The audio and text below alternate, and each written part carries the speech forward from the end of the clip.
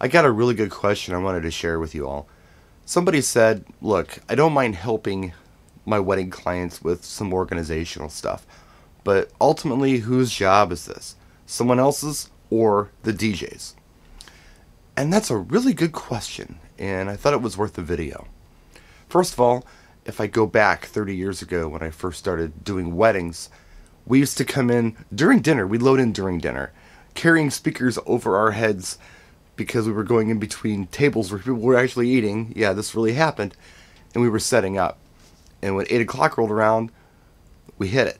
And we were done by midnight. So typically you're looking at a 4-hour DJ thing. And the client was charged around $400. So figure it was $100 per hour.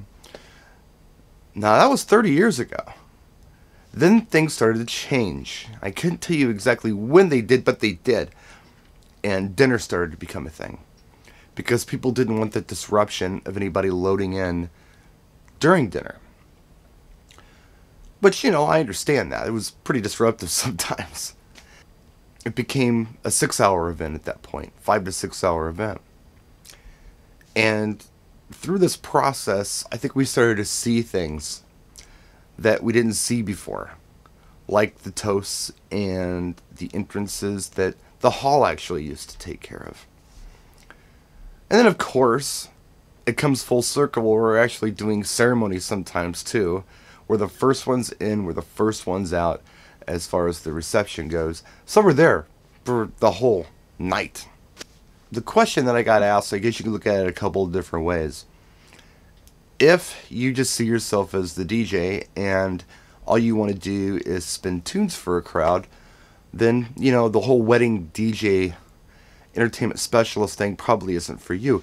But if you've been doing this anyway, and if you've been seeing this anyway, and you know it works and you know what doesn't work, you're a really good person and a great resource for a client to go to figure out what works and what doesn't work and what can we do and how long does this take and how long does that take? Because you already know. You're already there and you're already seeing it. And that's where I believe we become more valuable than we were at the $100 per hour price point, if you get what I'm saying.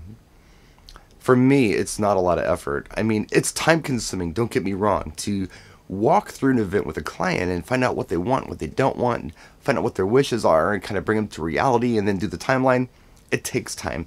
You have to develop a relationship with these folks, but it can be done. And there are a lot of DJs out there who do not do this. And I believe that's probably where this big wedding coordinator market opened up. It was an opportunity for people to come in and do this because the DJ doesn't do it. The DJ actually does it a lot. But all things being the same as far as the industry is concerned, a lot of times they assume the DJ does not do it. So we've got this wedding coordinator thing going on. And you know, if the wedding coordinator is doing anything above and beyond just day of planning, as far as ceremony and reception goes, great. But if that's all they're doing, really, I've got more experience with it than they do. And I have a better grasp of what works and what doesn't work than they do because I'm actually hands-on with it. I'm the DJ. I've seen this stuff work. I've seen it fail. Photographers might also be a really good resource for this because they've seen it all too. Just a person who's wedding coordinator, I guess, is a little odd. But yeah, event specialist. Is it our job? I think if we make it our job, it is. And if we do make it our job and our clients expect it from us, we should be compensated for it. And we should be more than $100 an hour people that they bring in. So anyway, just some thoughts on it. What do you think?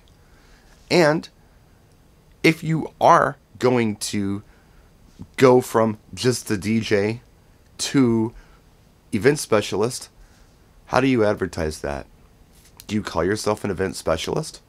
I was always proud of being a DJ, but perhaps DJ/event specialist might be the way to go because really that's what I do. Practice and enjoy.